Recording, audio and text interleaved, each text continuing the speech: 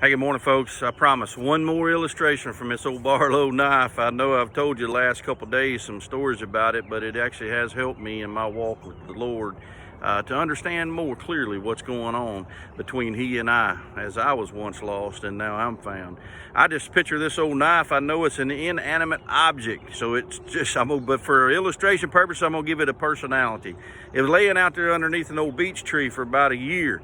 I had carved my name in that beech tree, and any self-respecting redneck knows what I'm talking about. A beech tree is a good tree to carve your name or your initials in, and I probably is still on that tree today if that tree hadn't been cut down. This knife was laying there right where I accidentally left it for a year. Probably first couple days, this old knife, if it had a personality, it said, my master gonna come back and get me. I'm gonna be okay. He had knocked the dust off of me and we'll be ready to go. A few weeks go by and a couple rainstorms and dew and the salt of the earth started working on this thing, and his old joints start seizing up. Starts getting pits in his metal, and he starts breaking down and wondering if his master's ever coming back to get him.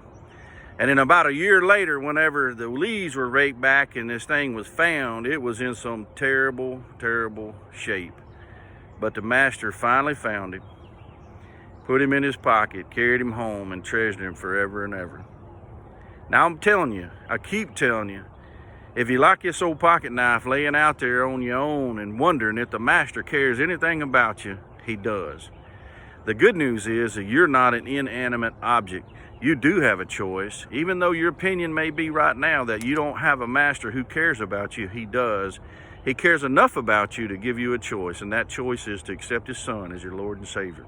And come back to him, and he'll treasure you even more than I do that old pocket knife forever and ever and through the everlasting. The world sure could use a little good news today.